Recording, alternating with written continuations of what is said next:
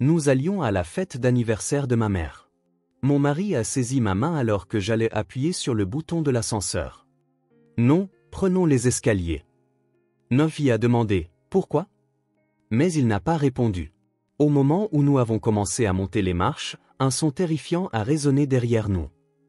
Avant de commencer l'histoire, n'oubliez pas de laisser un like et de vous abonner à la chaîne pour voir plus d'histoires comme celle-ci. Je m'appelle Lisa Carter. Je travaille dans une banque locale en tant que directrice adjointe d'agence. Chaque journée est bien remplie, mais je mène une vie épanouissante. Je jongle avec les chiffres, je vois le sourire des clients et j'encourage mon personnel. À la fin du travail, je me dépêche de rentrer à la maison où ma famille m'attend. C'était ma routine quotidienne. Mon mari, David, est professeur d'histoire dans un lycée. Il est populaire auprès de ses élèves et me raconte souvent ses cours à la maison. C'est un homme doux et gentil. Nous sommes mariés depuis 10 ans, même aujourd'hui, voir son sourire me réchauffe le cœur. Et puis il y a notre trésor, notre fille Emma, qui vient d'entrer en CP.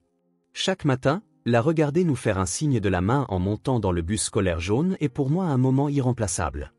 Nous veillons toujours à passer les week-ends ensemble, en famille. Nous faisons des pique-niques dans le parc ou allons au cinéma. Même sans rien faire de spécial, le simple fait d'être assis ensemble sur le canapé à regarder la télévision nous rendait heureux. Nous construisions un foyer heureux. Je n'en ai jamais douté. Ma mère, Martha, vit seule dans un appartement de luxe. Mon père, décédé il y a 5 ans, était un homme d'affaires prospère. Ma mère a donc hérité d'une fortune considérable. Elle mène une vie confortable, mais je surprends parfois une expression de solitude sur son visage. Pourtant, ma mère est une femme forte. Elle se tient toujours droite, s'habille avec élégance et traite tout le monde avec grâce. Nous nous téléphonons au moins une fois par semaine. Ce ne sont que des conversations banales, mais entendre sa voix me réconforte. Le travail, Emma, David, ma mère écoute toujours mes histoires avec attention. Ma relation avec elle était bonne. Du moins, c'est ce que je croyais. Et ce week-end, c'était la fête d'anniversaire de ma mère. Nous avions prévu de la célébrer dans son appartement avec toute la famille. Emma avait hâte, elle s'entraînait d'arrache-pied à chanter une chanson pour sa grand-mère. Ma sœur, Jennifer, devait également venir. Jennifer est employée de bureau dans une compagnie d'assurance. Lorsque je lui ai parlé au téléphone récemment, elle semblait heureuse. Apparemment, elle avait rencontré quelqu'un de bien sur une application de rencontre. Je souhaitais sincèrement le bonheur de Jennifer. J'étais contente qu'elle ait trouvé quelqu'un de merveilleux. Vendredi soir, j'emballais le cadeau d'anniversaire de ma mère. Un châle en cachemire bleu pâle, sa couleur préférée. David et Emma étaient dans le salon, en train de fabriquer une carte pour elle. Le dessin d'Emma représentait sa mamie dans un champ de fleurs, un dessin qu'elle avait mis tant de cœur à réaliser avec ses crayons de cire. Demain sera une belle journée, dit David avec un sourire. Oui, je suis sûr que ça fera plaisir à maman, ai-je répondu. Les yeux d'Emma pétillaient. Mamie va être surprise? Nous avons ri tous ensemble. Une soirée familiale ordinaire, sans aucun souci. En parlant de la fête du lendemain, nous étions enveloppés de bonheur. Dehors, les lampadaires commençaient à s'allumer doucement. La soirée d'automne était un peu fraîche, mais il faisait chaud à l'intérieur de notre maison. David prépara du café et nous nous assîmes tous les trois sur le canapé. Emma, dans mes bras, commençait déjà à s'endormir. « Partons tôt demain ?» dit David. « Oui, partons vers 10 heures », ai-je répondu. Tout était parfait. J'avais ma famille, ma mère, et ma sœur aussi. Il ne manquait rien à ma vie. Demain serait une journée merveilleuse pour célébrer ma mère. Le lendemain matin, je me suis réveillé avant que le réveil ne sonne. Le soleil matinal filtrait par la fenêtre, illuminant doucement la pièce à travers les rideaux. David dormait encore à côté de moi. Je me suis glissé silencieusement hors du lit, j'ai pris une douche et je suis descendu. Alors que je préparais du café dans la cuisine, j'ai entendu de petits pas. Emma, encore en pyjama, descendait les escaliers avec un air endormi. « Bonjour, maman. »« Bonjour, Emma. Tu as bien dormi ?»« Oui. C'est l'anniversaire de mamie aujourd'hui, c'est ça ?» Les yeux d'Emma pétillaient. J'ai hâte de la voir. Voir le sourire innocent de ma fille me rendait heureuse, moi aussi. Emma aimait sa grand-mère, et ma mère adorait Emma. Les petits-enfants doivent être quelque chose de spécial. Un peu après 9 heures, David se leva également. Nous avons fini notre petit déjeuner et commencé à nous préparer à partir. J'ai vérifié le cadeau que j'avais emballé la veille. Le ruban était noué à la perfection. Parfait. Maman, où est ma carte? Demanda Emma. Je l'ai mise en sécurité dans le sac. David appela depuis le salon. La voiture est prête. Allons-y bientôt. À 10 heures, nous avons quitté la maison. Une belle et claire matinée d'automne. La circulation était un peu dense, mais sans excès. Dans la voiture, sur la banquette arrière, Emma répétait sa chanson pour sa grand-mère. À voix basse, encore et encore. La scène était touchante, et je regardais Emma dans le rétroviseur. Ça va être une belle fête, ai-je dit à David. Oui, je suis sûr que Martha sera heureuse, répondit David en conduisant. Je me demande si Jennifer viendra. Bien sûr, Jennifer avait hâte aussi. Elle m'a envoyé un message de confirmation hier. La voiture était emplie d'une atmosphère paisible. En regardant le paysage défiler par la fenêtre, je repassais mentalement le programme de la journée. En arrivant à l'appartement de ma mère, nous lui donnerions d'abord son cadeau, puis nous déjeunerions ce qu'elle avait préparé. Jennifer arriverait aussi, et nous fêterions toutes et tous ma mère.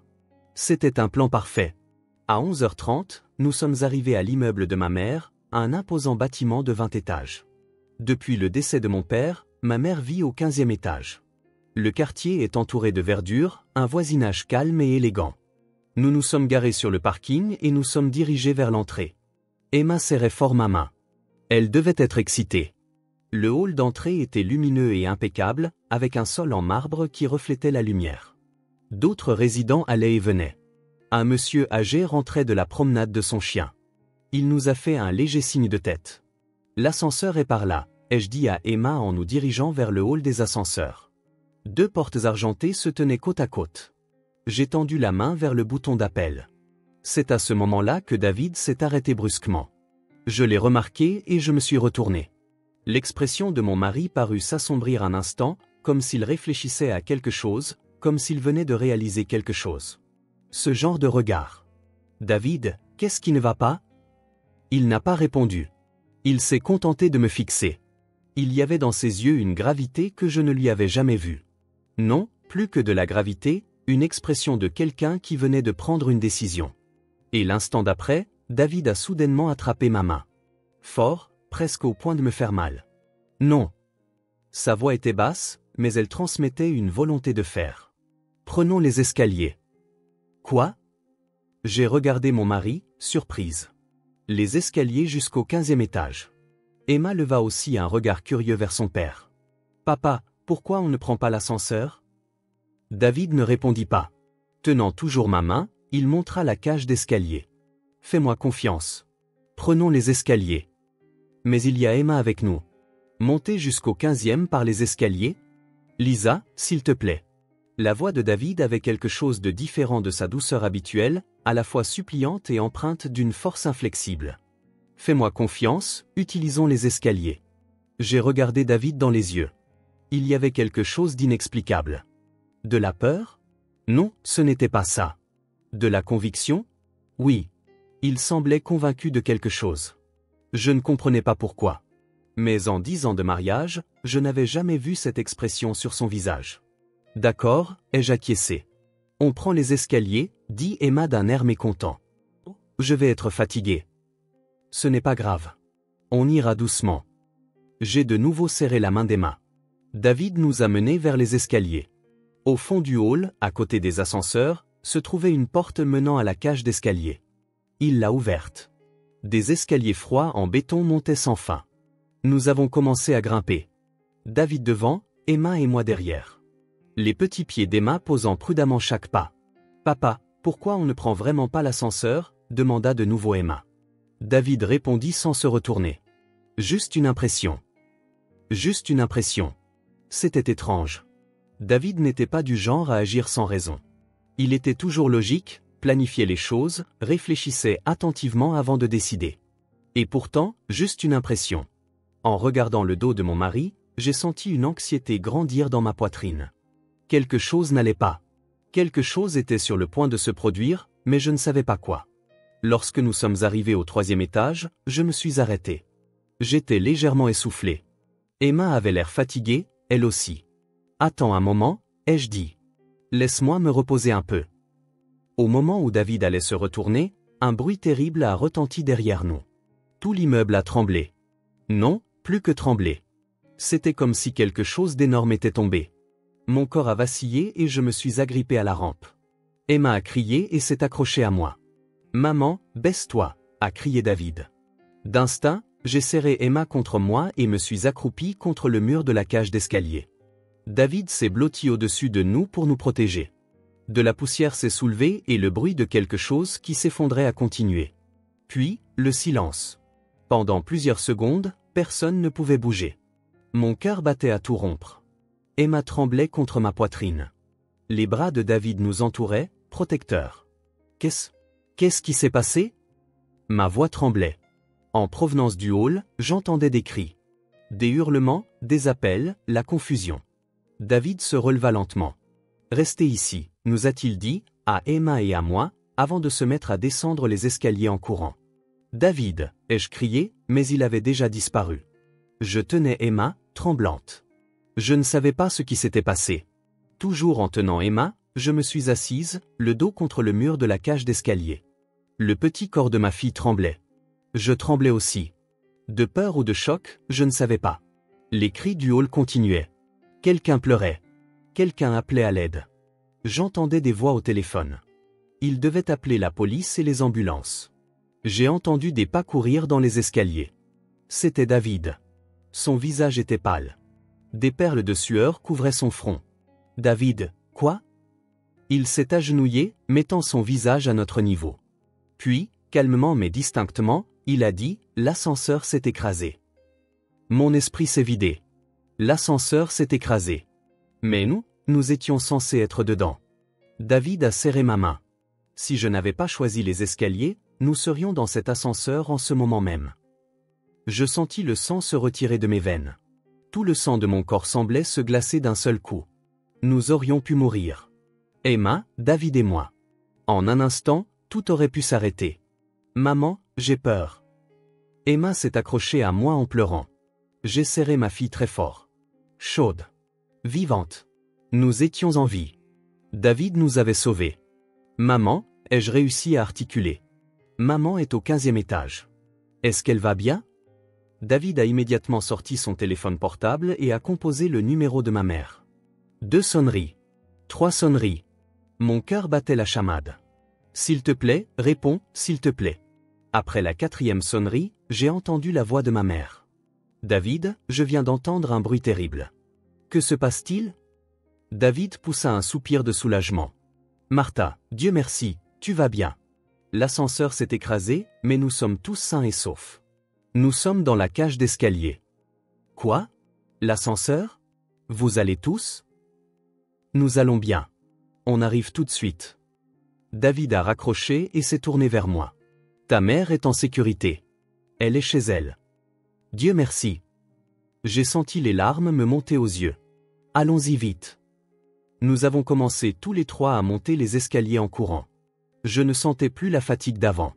Je voulais juste voir ma mère, confirmer qu'elle était en sécurité. Cette seule pensée me guidait. Tirant la main d'Emma, je gravissais chaque marche désespérément. J'étais à bout de souffle, mais je ne pouvais pas m'arrêter. David se retournait sans cesse pour vérifier que nous suivions. Emma disait, « Maman, on est presque arrivé, hein ?» Lorsque nous avons atteint le couloir du 15e étage, j'ai vu la porte de l'appartement de ma mère, le 1503. J'ai couru. Je me suis arrêté devant la porte et j'ai sonné à l'interphone. Non, je ne pouvais pas attendre. J'ai frappé, encore et encore. Maman, ouvre. La porte s'est ouverte. Ma mère se tenait là, le visage blême, les larmes aux yeux. Lisa. Ma mère m'a serré fort dans ses bras. Très fort. Je l'ai étreinte en retour. Le corps de ma mère tremblait. Je tremblais aussi. Vous êtes en sécurité. Vous êtes en sécurité, répétait ma mère sans cesse. Oui, nous sommes en sécurité. Ma mère s'est écartée de moi et a pris Emma dans ses bras. Emma, toi aussi. Dieu merci. Emma s'est mise à pleurer. Mamie, j'ai eu peur. Ma mère tenait sa petite fille tout en regardant David. Ses yeux débordaient d'une gratitude qui dépassait les mots. David, David a hoché la tête doucement. Je nous ai guidés vers les escaliers sans utiliser l'ascenseur. Le visage de ma mère a changé, exprimant la surprise. Comment? Pourquoi as-tu pensé à faire ça? L'intuition, répondit David brièvement. Ma mère n'a rien dit, mais s'est approchée de David et a pris sa main dans les siennes. Merci.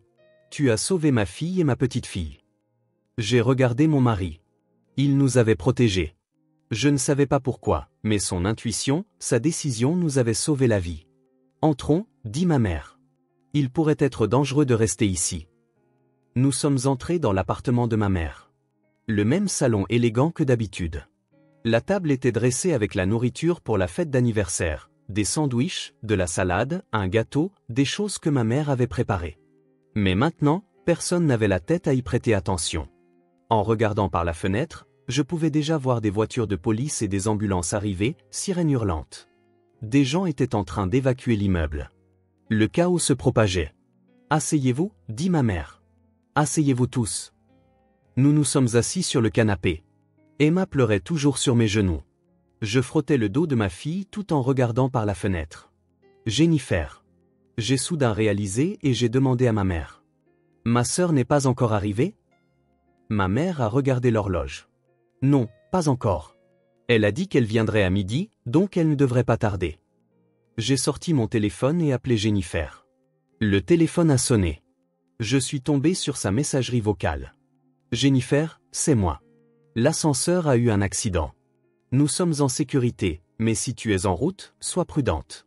Appelle-moi quand tu arrives. » Après avoir raccroché, David me regardait. Ses yeux avaient une expression de quelqu'un qui voulait dire quelque chose. Mais il n'a rien dit. Dehors, les camions de pompiers étaient arrivés aussi. Une foule se formait autour de l'immeuble. Même un hélicoptère d'information survolait la zone. Une catastrophe. Et si nous avions été dans cet ascenseur, nous aurions fait partie des victimes. David, me suis-je tourné vers mon mari. Pourquoi as-tu choisi les escaliers? Dis-moi la vraie raison. Il a hésité un peu, puis a lentement ouvert la bouche. Je ne peux pas l'expliquer.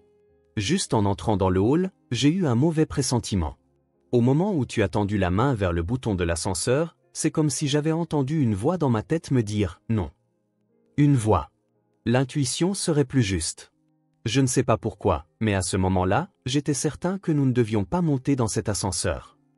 Ma mère a dit doucement, un message de l'ange gardien. Je ne pouvais rien dire. Les anges, Dieu, le destin. Je ne savais pas comment l'appeler, mais quelque chose nous avait protégés à travers David. À ce moment, l'interphone a sonné. Ma mère s'est levée et a regardé le moniteur. C'est la police. Ma mère a ouvert la porte et 2 policiers se tenaient là. Bonjour. Nous faisons le tour pour interroger les résidents sur ce qui s'est passé. Y a-t-il des blessés? Non, nous allons bien, a répondu ma mère. En fait, ai-je pris la parole, nous étions censés être dans cet ascenseur. L'expression du policier a changé. Censé être dedans? Oui. Mais mon mari a dit que nous devrions utiliser les escaliers et c'est comme ça que nous avons été sauvés. Le policier a sorti un carnet. Pourriez-vous nous raconter les détails? Nous leur avons tout raconté, de notre arrivée à l'accident de l'ascenseur. Le policier écoutait sérieusement et prenait des notes. C'est un miracle, a dit le policier. Le jugement de votre mari a sauvé votre famille. David n'a pas répondu. Il s'est contenté de regarder par la fenêtre. Son profil avait toujours cette expression de quelqu'un qui ne pouvait pas tout dire. Après le départ des policiers, nous sommes restés assis en silence. Dehors, le personnel d'urgence s'affairait. L'immeuble entier était bouclé et les résidents commençaient à être évacués. L'appartement de ma mère devrait aussi être évacué à un moment. 30 minutes ont passé. Ma mère a fait du thé, mais personne n'y a touché. Emma avait finalement cessé de pleurer et s'était endormie sur mes genoux, épuisée. David se tenait près de la fenêtre, continuant de regarder dehors. À cet instant, l'interphone a sonné. En regardant le moniteur, j'ai vu ma sœur, Jennifer. C'est Jennifer, a dit ma mère en ouvrant la porte. Ma sœur est entrée, essoufflée. Désolée, je suis en retard. La circulation était horrible et l'immeuble est encerclé par la police. Ça a pris une éternité pour entrer. Ma sœur nous a regardés, pendant un instant, son expression a changé. De la surprise. Non, autre chose. De la déception. Ce n'était pas possible. Mais une expression étrange a certainement traversé le visage de ma sœur à un très court instant. Elle a rapidement retrouvé son expression inquiète habituelle.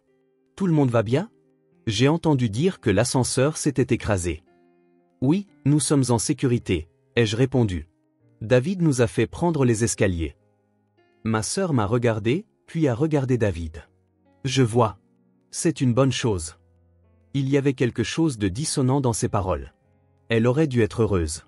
Pourtant, il n'y avait aucune force dans sa voix. Je ne sentais pas de soulagement sincère. Mais je n'y ai pas réfléchi davantage. Elle devait être choquée et confuse. David observait ma sœur. Ses yeux avaient un regard de quelqu'un qui confirmait quelque chose, qui cherchait quelque chose.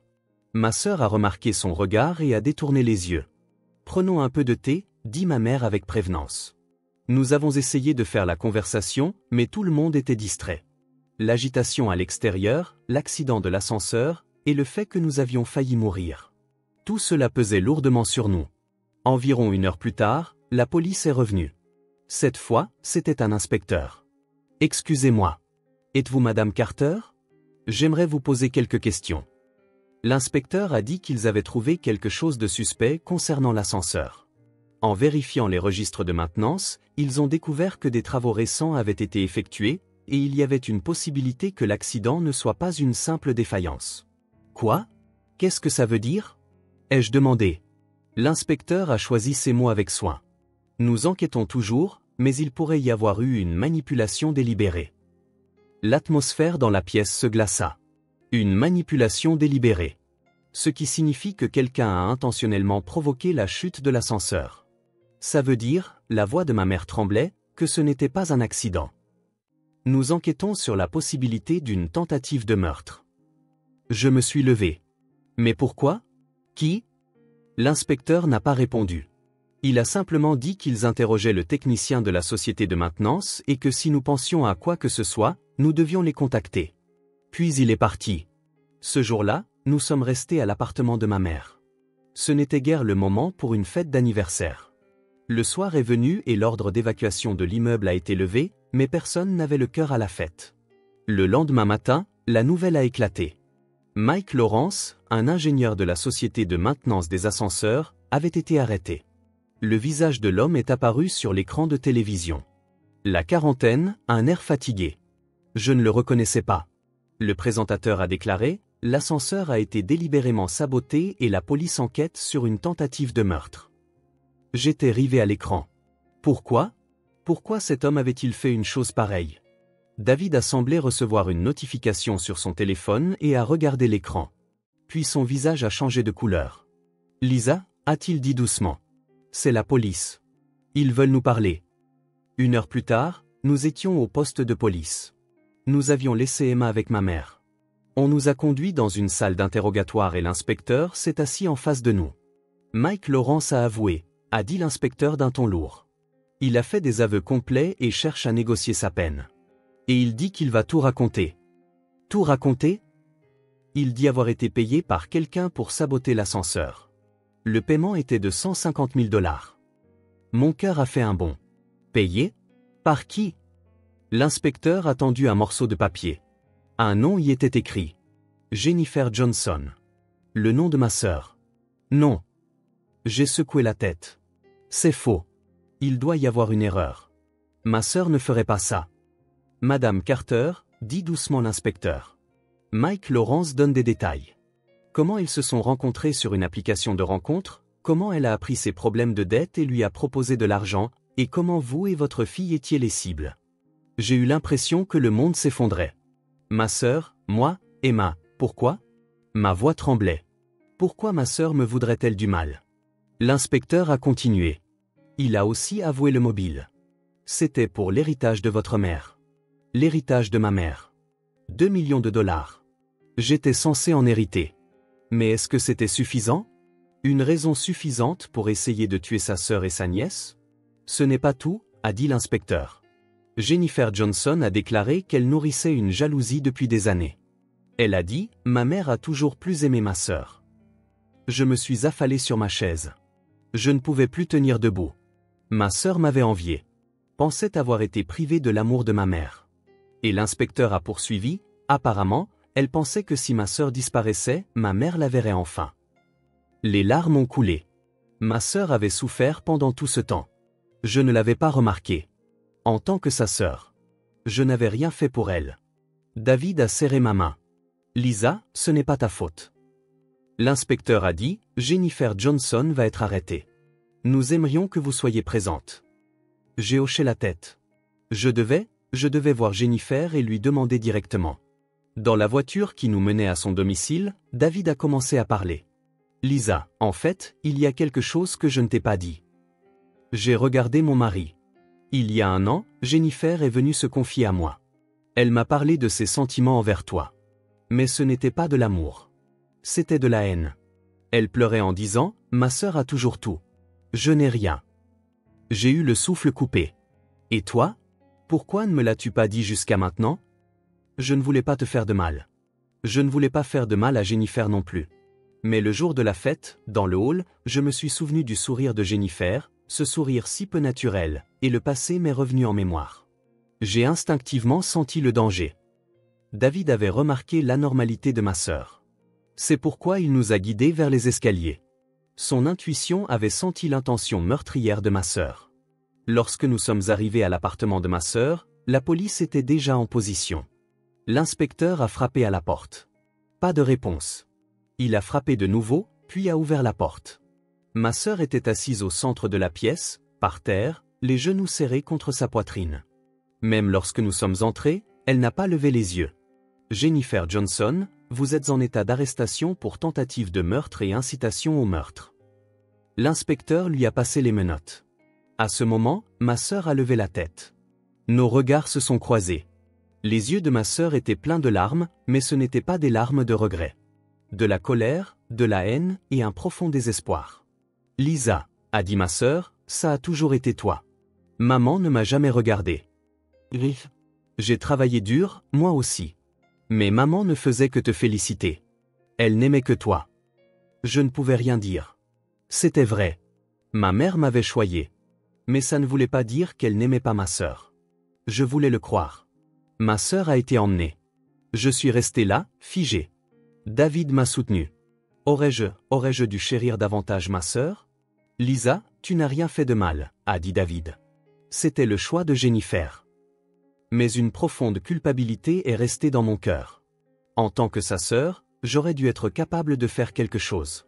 J'aurais dû remarquer la souffrance de ma sœur plus tôt. Ce soir-là, j'ai tout raconté à ma mère. Ma mère s'est effondrée en larmes. Ma façon d'aimer était mauvaise, a-t-elle dit. Je pensais vous aimer toutes les deux de la même façon, mais ce n'était pas le cas. J'ai serré ma mère dans mes bras. Ma mère, moi et ma sœur. Nous souffrions tout au sein de cette illusion appelée famille. 1 année a passé et tous les procès se sont terminés. Jennifer a été condamnée à 30 ans de prison pour tentative de meurtre et incitation au meurtre. Mike Lawrence a écopé de 20 ans pour complicité de tentative de meurtre. Lorsque le verdict a été lu au tribunal, ma sœur n'a rien dit. Elle a simplement fixé le vide avec des yeux éteints. Ma mère ne lui a pas rendu visite une seule fois. Je ne peux pas lui faire face, dit ma mère. J'y suis allé 1 fois. Mais ma sœur a refusé de me voir, disant « Je ne veux pas voir ton visage ». Selon le personnel de la prison, ma sœur répète sans cesse dans sa cellule « Pourquoi n'ai-je pas été aimée ?» Dans un profond regret et une grande solitude, ma sœur souffre toujours. Mike Lawrence, apparemment, suit un traitement pour sa dépendance aux jeux en prison. Le péché d'avoir essayé de tuer quelqu'un pour de l'argent a complètement détruit sa vie. Même après sa libération, sa réinsertion sociale sera difficile. Ma relation avec ma mère est devenue différente. Ma mère regrette profondément. Un jour, elle m'a dit, si je vous avais aimé toutes les deux de la même manière, cela ne serait pas arrivé. Maman, j'ai serré sa main. J'aurais dû le remarquer, moi aussi. La souffrance de ma sœur. Ma mère a versé des larmes. Tu ressemblais à ton père. Jennifer me ressemblait. Quelqu'un qui ne s'aime pas soi-même ne peut pas aimer un enfant qui lui ressemble. Nous reconstruisons lentement notre confiance tout en gardant une certaine distance, mais nous ne pouvons pas revenir à la relation innocente que nous avions avant. Ce n'est pas grave. Affronter la vérité est ce dont nous avons besoin maintenant. Mon lien avec David s'est approfondi. Le fait qu'il nous ait sauvés. Je n'oublierai jamais que tu nous as protégés, ai-je dit à mon mari un soir. Je ne pouvais pas imaginer vous perdre, toi et notre fille. David a souri. Nous avons appris et compris l'importance de la famille. Emma surmonte aussi progressivement son traumatisme. Tout en suivant une psychothérapie, elle grandit. Maman, a dit Emma un jour, mamie a fait une erreur, mais elle essaie de changer maintenant, n'est-ce pas? Le regard pur de ma fille m'a sauvé. Les enfants sont tellement plus sages que les adultes. J'ai pris une décision. Si j'ai un autre enfant à l'avenir, je ne ferai jamais de différence. Je ne répéterai pas les erreurs de ma mère. Je les aimerai de la même manière. Personne ne sera laissé pour compte. Un jour d'été, nous faisions un barbecue dans le jardin. David grillait la viande. Je préparais la salade. Emma jouait sur la pelouse. Maman, Emma a couru vers moi et a demandé, « Tu es heureuse ?» J'ai souri. Oui, je suis heureuse. Pourquoi? Parce que nous sommes une vraie famille. David nous a enlacés toutes les deux. Le soleil couchant nous illuminait doucement. La famille, ce ne sont pas seulement les liens du sang. L'amour partial d'un parent détruit le cœur d'un enfant. Mais nous pouvons nous-mêmes remarquer cette distorsion et la changer. Nous ne devons pas ignorer les cris d'un enfant mal aimé. Une vraie famille est une relation liée par un amour égal, ne laissant personne de côté.